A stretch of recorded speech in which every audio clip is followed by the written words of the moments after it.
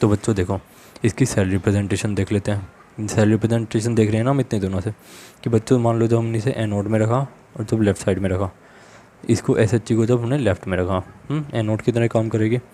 बच्चों देखो, एनोड मतलब ऑक्सीडेशन, इधर ऑक्सीडेशन होगा लेफ़्ट में, लोन में लेफ़्ट में क्या होता था, ऑक्सीडेशन होता था ना, राइट में होगा रिडक्शन।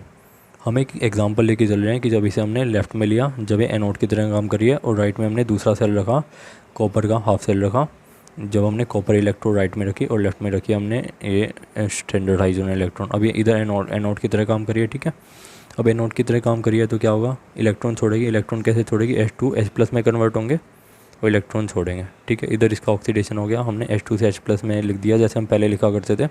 और हमने ना इसके अंदर बस आगे प्लेटिनम लगा दिया। प्लेटिनम क्यों लगा दिया, क्योंकि हाइड्रोजन गैस किसकी तरफ काम करिए, प्लेटिनम वायर की थ्रू। और प्लेटिनम वायर ना होती तो ये स्टैंडर्ड हाइड्रोजन इलेक्ट्रोड काम ना कर पाती। प्लेटिनम, हाँ, ये प्लेटिनम इलेक्ट्रोड का काम क्या है, जो प्लेटिनम वायर हमने लगाई है ये बस क्या कर रही है, बस इलेक्ट्रॉन को फ्लो करा रही है, इलेक्ट्रॉन को फ्लो करा रही है, इसका और कोई काम नहीं है। और बस हाइड्रोजन गैस को अपने पे एब्जॉर्ब करा रही है। कोई सेल में कोई रिएक्शन में पार्टिसिपेट नहीं कर रही है, कुछ नहीं कर रही है, बस इसका क्या काम है, इलेक्ट्रॉन को अपने से पास कराना। नहीं तो ऐसे इलेक्ट्रॉन हवा में थोड़ी पास होंगे, तो ये बस इलेक्ट्रॉन को पास करा रही है, ठीक है बच्चों। अभी जब एनोड की तरह काम कर रहा है तुम्हारा SH, तो H2 से H+ फॉर्म हुआ, ऑक्सीडेशन हुआ, इलेक्ट्रॉन को लूज़ करा, ठीक है। कॉपर क्या करेगा, कॉपर उसी इलेक्ट्रॉन को लेगा, Cu2+ से CO में कन्वर्ट होगा, ठीक है। तो इधर क्या हुआ तुम्हारा, लेफ्ट में तुम्हारा क्या हुआ, ऑक्सीडेशन, H2 से H+ फॉर्म हुआ। राइट में तुम्हारा क्या हुआ, रिडक्शन, Cu2+ से CO फॉर्म हुआ। प्लेटिनम हमने इसलिए आगे लगा दिया क्योंकि हाइड्रोजन गैस के आगे हमेशा प्लेटिनम लगाएंगे। क्यों, क्योंकि प्लेटिनम गैस के थ्रू ही है, प्लेटिनम इलेक्ट्रोड के थ्रू ही ये काम कर रही है, ठीक है। प्लेटिनम पे ना हाइड्रोजन गैस, प्लेटिनम ब्लैक था ना, उस पर हाइड्रोजन गैस एडजॉर्ब हो जाती है, चिपक जाती है उस पर। तो इसलिए जब भी H2 गैस के आगे हम प्लेटिनम लगाएंगे, धीरे धीरे और चीज़ें क्लियर होंगी।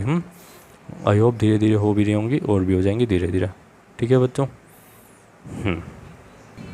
बच्चों मान लो अभी ये स्टैंडर्ड हाइड्रोजन इलेक्ट्रोड जब कर रही है तुम्हारे कैथोड की तरह काम, कैथोड की तरह काम पड़ गया तो राइट में पड़ी होगी।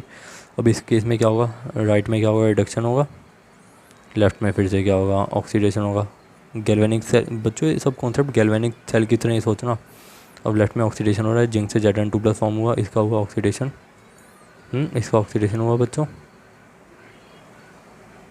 इसका ऑक्सीडेशन हुआ। राइट वाली इलेक्ट्रोड, ये हाइड्रोजन इलेक्ट्रोड क्या होगा, हाइड्रोजन इलेक्ट्रोड का क्या होगा, रिडक्शन। H+ क्या करेगा, जो सॉल्यूशन में है वो इलेक्ट्रॉन को एक्सेप्ट करेगा और H2 गैस में फॉर्म हो जाएगा, है ना। तो इधर रिडक्शन हुआ। तो अब इस तरह से सेल को रिप्रेजेंट करेंगे ना, जैसे राइट में तुम्हारा क्या था, कैथोड था, और सॉल्यूशन में क्या था तुम्हारा, H+ था। H+ क्या करेगा, जो इधर से जिंक से इलेक्ट्रॉन है उसको एक्सेप्ट करेगा और H2 गैस में फॉर्म हो जाएगा। बच्चों साथ साथ तुम ना मतलब गैल्वेनिक सेल को चाहे तो बनाते हुए चल लेना, तुम्हें चीज़ें और क्लियर होंगी। अब ये हम भी आगे बनाएंगे, बट धीरे धीरे आई होप आप समझ रहे होगे। बस हमने क्या करा, सेल को रिप्रेजेंट करा सिंपल तरीके में। लेफ्ट में ऑक्सीडेशन वाली रिएक्शन रखी, राइट में रिडक्शन वाली रिएक्शन रखी। रिडक्शन वाली रिएक्शन क्या है, H+ से H2 हो रहा है। हमने देखा था ना रिडक्शन वाली रिएक्शन क्या थी, H+ से H2 फॉर्म हो रहा था रिडक्शन वाली रिएक्शन में, जैसे पहले करते थे उसी तरह सेल को रिप्रेजेंट करा। और इधर हमने प्लेटिनम लगा दिया बस हाइड्रोजन से आगे। क्यों, क्योंकि प्लेटिनम का क्या काम है, प्लेटिनम इलेक्ट्रॉन को कंडक्ट करा रही है, इसलिए हाइड्रोजन गैस से आगे प्लेटिनम को रख दिया कि हम प्लेटिनम रोड इसके अंदर यूज़ कर रहे हैं। और एक कोमा की जगह तुम स्लैश भी यूज़ कर सकते हो, ठीक है बच्चों। किसी किसी बुक में कोमा दिया होता है, किसी किसी बुक में स्लैश दिया होता है। अभी धीरे धीरे और सीखेंगे, ठीक है बच्चों। अब देखो, अब ये एक और दूसरी जो खास बात आती है स्टैंडर्ड SH की, कि जो SH का इलेक्ट्रोड पोटेंशियल होता है ना, स्टैंडर्ड हाइड्रोजन का इलेक्ट्रोड पोटेंशियल होता है, ऑक्सीडेशन पोटेंशियल, रिडक्शन पोटेंशियल, हमेशा हम इसको जीरो लेके चलते हैं। क्या लेके चलते हैं, जीरो। देखो मान लो कि जब ये ऐसा ऑक्सीडेशन की, जब ऐसा एनोड की तरह काम करिए तो इसका क्या होगा, ऑक्सीडेशन पोटेंशियल होगा, H+ से H2 फॉर्म हुआ। हाँ सॉरी बच्चों, ये क्या होगा तुम्हारा, रिडक्शन पोटेंशियल। जब ये H+ से H2 फॉर्म करिए, इलेक्ट्रॉन को गेन कर रही है, तो ये क्या हो गया, इसका रिडक्शन पोटेंशियल। जब ये H2 से H+ को फॉर्म करिए तो ये क्या हो गया, इसका ऑक्सीडेशन पोटेंशियल। क्यों, क्योंकि इसके अंदर क्या करिए, इलेक्ट्रॉन को लॉस कर रही है, इसके अंदर इलेक्ट्रॉन को गेन करिए, तो ये क्या हो गया, रिडक्शन पोटेंशियल। ये हो गया तुम्हारा ऑक्सीडेशन पोटेंशियल। तो इसका स्टैंडर्ड इलेक्ट्रोड मतलब SH का जो भी इलेक्ट्रोड पोटेंशियल, हमेशा हम E0 कितना लेके चलेंगे, हमेशा जीरो लेके चलेंगे। हमेशा याद रखना, जीरो मान के चलेंगे। IUPAC भी ऐसा बोलती है, मैं ऐसा खुद से नहीं बोल रहे, IUPAC ने बोला ऐसा कि इसका हम यूज़ करके तभी हम दूसरी इलेक्ट्रोड की पोटेंशियल को निकालेंगे। तो बच्चों इधर से एक बात याद रखना कि हम हाइड्रोजन इलेक्ट्रोड का चाहे ऑक्सीडेशन पोटेंशियल हो या रिडक्शन पोटेंशियल हो, हमेशा जीरो मान के चलेंगे या जीरो लेके चलेंगे, ठीक है। ये बात भी आई होप क्लियर हो गई होगी। अब थोड़ा सा और आगे बढ़ते हैं। अब बात करते हैं determination of standard electrode potential की। मतलब जो हम पढ़ रहे थे कि अब जैसे मान लो कि जिंक है, अब इसका हम इलेक्ट्रोड पोटेंशियल किस तरह से निकालेंगे, ठीक है बच्चों।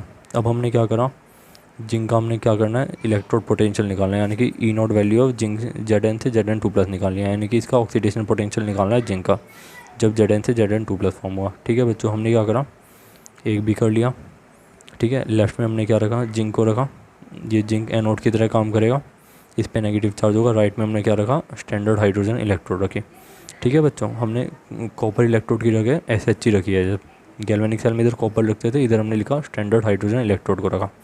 अब क्या हुआ, जिंक का ऑक्सीडेशन हुआ, इलेक्ट्रॉन इधर से इधर जाने लगे, ठीक है बच्चों। इलेक्ट्रॉन जैसे इधर से इधर जाने लगे, जो सॉल्यूशन में H+ थे उसने क्या करा, इलेक्ट्रॉन को लिया और हाइड्रोजन गैस फॉर्म हो गई, जो प्लेटिनम पे आके चिपकने लगे। H2 गैस फॉर्म हो गई ना, जैसे H+ ने इलेक्ट्रॉन लिया, H2 गैस फॉर्म हो गई। तो बच्चों इस तरह से तुम्हारा ये सेल वर्क करने लगा, करंट अपोजिट डायरेक्शन में फॉर्म होगा, ठीक है बच्चों। अब देखो, अब ये इधर है वोल्ट मीटर, अब इधर है पॉजिटिव और नेगेटिव इलेक्ट्रोड है। अब बच्चों वोल्ट मीटर में कुछ ना कुछ तो रीडिंग आएगी, क्योंकि इलेक्ट्रॉन फ्लो कर रहे हैं। तो वोल्ट मीटर जो हमारी रीडिंग देगा वो किसकी रीडिंग देगा, EMF ऑफ सेल की। वो किसकी रीडिंग देगा, volt meter EMF of cell की। ऐसी रीडिंग तो आ सकती है ना कि जब हम वोल्ट मीटर लगाएंगे, जब मीटर उसको नापने के लिए लगाएंगे, दो इलेक्ट्रोड है उसके बीच में हमने क्या करा, वायर को लगा दिया, वोल्ट मीटर से कनेक्ट कर दिया, तो ये वोल्ट मीटर रीडिंग देगा, वो हमारा क्या होगा, EMF ऑफ सेल, हमें E नोट ऑफ सेल मिल जाएगा। और हाँ बच्चों याद रखना, E नोट इधर क्या है, E नोट रिप्रेजेंट कर रहा है स्टैंडर्ड को, यानी कि हम कंसनट्रेशन सॉल्यूशन के कितने ले रहे हैं, 1 मोलर, और टेम्परेचर हम 298 केल्विन या 25 डिग्री सेल्सियस रूम पे लेके चल रहे हैं। मतलब कहीं पे तुम्हें कंडीशन दिखे, स्टैंडर्ड की कंडीशन दिखे, तो मतलब हम ये स्पेसिफिक कंडीशन पे ये EMF वगैरह को निकाल रहे हैं, ठीक है। जब भी तुम्हें E नोट दिखे, E नोट किसको रिप्रेजेंट करता है, स्टैंडर्ड को, कि 225 डिग्री सेल्सियस पे हमने ये वैल्यू कैलकुलेट करी है, और कंसनट्रेशन इलेक्ट्रोलाइट की 1 मोलर थी, ठीक है बच्चों, ठीक है। हाँ, अब इस पे फिर से आते हैं। तो इसने क्या करा, इलेक्ट्रॉन को लिया, तो बच्चों ये एनोड की तरह काम करा, इस पे हुआ रिडक्शन, तो इसने किसकी तरह, कैथोड की तरह काम करा। लेफ्ट में ऑक्सीडेशन एनोड, राइट में कैथोड और तुम्हारा रिडक्शन, ठीक है बच्चों। हमने क्या उठाया, ई नोट सेल का फॉर्मूला निकाला। ई नोट सेल का फॉर्मूला क्या था हमारा, ई नोट कैथोड माइनस में ई नोट एनोड, ये किसका, रिडक्शन पोटेंशियल की फॉर्म में बताता है फॉर्मूला, ठीक है। अब बच्चों देखो, कैथोड हमारी क्या है, तुम्हारी ये हाइड्रोजन वाली कैथोड है, इसकी वैल्यू कितनी हो जाएगी, 0। हमने अभी बात करी ना कि इलेक्ट्रोड पोटेंशियल हाइड्रोजन का कितना होगा, 0। और बच्चों हमें चाहिए E naught of anode. E naught of anode तुम्हारा क्या है, ई नोट ऑफ एनोड क्या होगा, एनोड तुम्हारा जिंक है, यानी कि जिंक का रिडक्शन पोटेंशियल वो क्या होगा, Zn2+ से Zn होगा, है ना।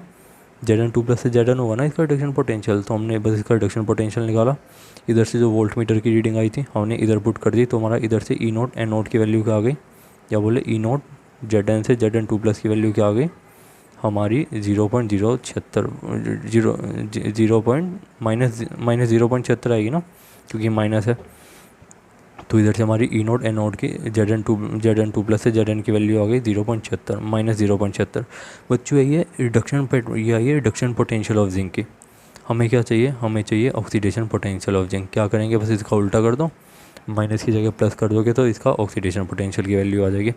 आई होप आप लोग समझ रहे होगे। बस हमने क्या करा, ये वोल्टीमीटर से क्या करा, ये जो भी वोल्टेज आई वो EMF ऑफ सेल का आया, हमने उसको पुट करा। हमें पता है कि इधर कैथोड क्या है तुम्हारा, SH है, SH हाइड्रोजन इलेक्ट्रोड है। हाइड्रोजन इलेक्ट्रोड की वैल्यू कितनी होती है, 0। हमने उसको इधर पुट करा, माइनस में हमने क्या करा, ई नोट एनोड रखा, ठीक है बच्चों। ई नोट एनोड क्या है तुम्हारा, जिंक इलेक्ट्रॉन, एनोड कौन सा, जिंक इलेक्ट्रॉन है ना, जो रिडक्शन पोटेंशियल में होगा, यानी कि Zn2+ से Zn होगा।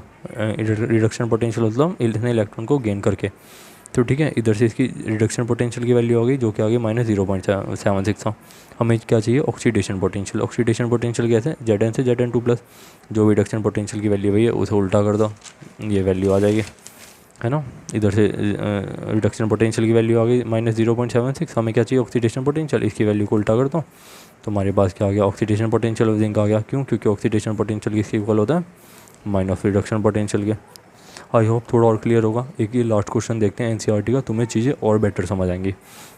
अभी क्या बोल रहा है, how would you determine standard electrode potential of system Mg2+ से Mg का, ये पूछ रहा है कि इलेक्ट्रोड पोटेंशियल बताओ, ठीक है बच्चों।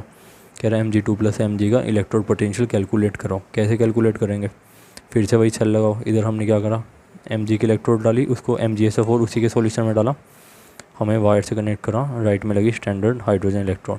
ये कैथोड होगी, एनोड होगी।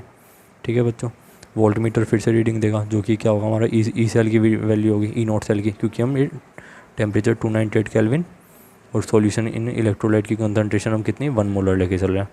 जो वैल्यू आएगी ई नोट सेल की आएगी। ई नोट सेल का फॉर्मूला क्या होता है, ई नोट कैथोड माइनस में ए नोट एनोड। कैथोड तुम्हारा क्या होगा रिडक्शन पोटेंशियल की फॉर्म में, ई नोट का फॉर्म होगा H+H2। H+H2 होगा ना, क्योंकि देखो इधर से इलेक्ट्रॉन जब इधर गए तो इसने क्या करा, इलेक्ट्रॉन को लिया, H+ से जब उसने इलेक्ट्रॉन को लिया तो H2 फॉर्म हुए, तो हमारी आ गई ई नोट कैथोड की वैल्यू। ई नोट कैथोड ये हमारा ये हो गया। ई नोट एनोड क्या होगा, ई नोट एनोड तुम्हारा मैग्नीशियम वाली रोड हो जाएगी, मैग्नीशियम रोड हो जाएगी ना एनोड। तो इधर से मैग्नीशियम तुम्हारी एनोड रिडक्शन पोटेंशियल की फॉर्म में क्या हो जाएगी, Mg2+ से Mg। ठीक है, तो इधर से बच्चों हमने इसकी इलेक्ट्रोड पोटेंशियल हाइड्रोजन का कितना आ जाएगा 0। और मान लो इधर से ई नोट सेल की वैल्यू तुम्हारी कुछ भी x आ गई। ठीक है, मान लो x मान के चल रहे हैं, कुछ भी x आ गई मान लो, या मान लो 5 आ गई या x आ गई, कुछ भी मान लो। तो इधर से हमारी ई नोट Mg2+ Mg की वैल्यू कितनी आ जाएगी, यानी कि रिडक्शन पोटेंशियल ऑफ तुम्हारा मैग्नीशियम कितना आ जाएगा -x, है ना। कि मतलब मान लो जो भी इधर से वैल्यू है ये वही तुम्हारी आ जाएगी, या मान लो 5 आ रही है तो इधर से हमारी किसकी वैल्यू आ जाएगी, तुम्हारी Mg2+ से Mg electrode potential of magnesium, reduction potential of magnesium की वैल्यू आ जाएगी। बस कहने का मतलब ये है, फॉर्मूले का यूज़ करा, वोल्ट मीटर से ई नोट सेल निकाला, H+H2 की वैल्यू में मालूम है, इधर से हमारा इलेक्ट्रोड पोटेंशियल हमारा कैलकुलेट हो गया। बच्चों इसी तरीके से तुम्हारी पूरी इलेक्ट्रोकेमिकल सीरीज़ की जितनी भी वैल्यू है ना, इसी तरीके से ही सिर्फ वो निकाली गई हैं।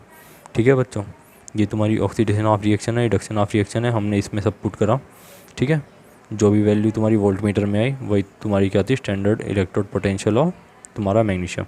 हमने सेल रिप्रेजेंटेशन कर दिया, राइट में तुम्हारा ऑक्सीडेशन Mg से Mg2+, राइट में तुम्हारा क्या हुआ रिडक्शन ऑफ हाइड्रोजन, तो H+ से H2 फॉर्म हुआ, बस हमने लिख दिया। आई होप आपको ये क्लियर हो गया होगा बच्चों। ठीक है, कंफ्यूज नहीं होना, रिडक्शन पोटेंशियल और ऑक्सीडेशन पोटेंशियल में भी कंफ्यूज नहीं होना। अगर तुम कंफ्यूज होते हो, देखो रिडक्शन पोटेंशियल तुम्हारा क्या होता है, मान लो जिंक का तुम्हें रिडक्शन पोटेंशियल बोला है, जिंक का रिडक्शन पोटेंशियल हो जाएगा जब Zn से Zn2+ से Zn, जब उसने इलेक्ट्रॉन को गेन करा तो ये क्या हो गया, जिंक का रिडक्शन पोटेंशियल होगा। अब जिंक का अगर ऑक्सीडेशन पोटेंशियल की बात करें तो तुम्हारा क्या हो जाएगा, जिंक ने जब ऑक्सीडेशन करा, यानी कि जिंक ने जब इलेक्ट्रॉन को लूज़ करा तो वो तुम्हारा क्या होगा, जिंक का ऑक्सीडेशन पोटेंशियल। तो ये रिडक्शन पोटेंशियल और इलेक्ट्रॉन ऑक्सीडेशन पोटेंशियल की बात, जब रिडक्शन हुआ जिंक का तो जिंक का रिडक्शन पोटेंशियल बोलेंगे, जब हम इसके अंदर जिंक का ऑक्सीडेशन हुआ तो इसे बोलेंगे जिंक का ऑक्सीडेशन पोटेंशियल। और हाँ, मान लो जिंक का ऑक्सीडेशन पोटेंशियल की वैल्यू x मान लो 2 है, 2 वोल्ट है, और इसकी रिडक्शन पोटेंशियल की वैल्यू क्या आ जाएगी, उल्टी नेगेटिव में हो जाएगी -2 वोल्ट। बच्चों मैंने डिटेल में इसको पढ़ाने की कोशिश करी है, फर्स्ट टाइम तुम ये पढ़ रहे हो इसे, तो मे भी थोड़ी बहुत कन्फ्यूज़न आ जाए, थोड़ा बहुत तुम्हें दिक्कत है, एक बार ना थोड़ा वीडियो को रोक रोक के करने की कोशिश करना, थोड़ा सा समझने की कोशिश करना। आई होप तुमसे पक्का हो जाएगा। एक आध बार वीडियो को फिर से देख लेना, क्योंकि बच्चों पहली बात तो बहुत सारे टीचर इसको अवॉइड कर लेते हैं क्योंकि मतलब इतना ज़्यादा इसके अंदर बताने का होता नहीं है। ठीक है, तो मैं चाहता हूँ कि तुम्हें सब चीज़ें समझ में आए, कि जो भी तुम्हारी NCERT बुक में गिवन है, जो भी तुम्हारे लिए आगे जाके भी तुम्हें काम आएगा। तो बच्चों इस हिसाब से मैंने इसको थोड़ा सा पढ़ाया, तो प्लीज़ आप लोग प्रैक्टिस करना। ठीक है, ये तुम्हें JEE में भी काम देगा, नीट में भी काम देगा। ठीक है, नेक्स्ट लेक्चर में मिलते हैं। वीडियो को एक बार समझना है फिर से देख लेना, अगर फिर भी समझना है तो डाउट हो तो पूछ लेना। और ये जितना भी मैंने कॉन्सेप्ट पढ़ाया सब गैल्वेनिक सेल को, इलेक्ट्रोड पोटेंशियल को और EMF ऑफ सेल को मतलब थोड़ा रिवाइज करके फिर इसको कॉन्सेप्ट को तुम देखोगे तो तुम्हें और बेटर क्लियर होगा। ठीक है बच्चों, कन्फ्यूज मत होना। Thank you so much.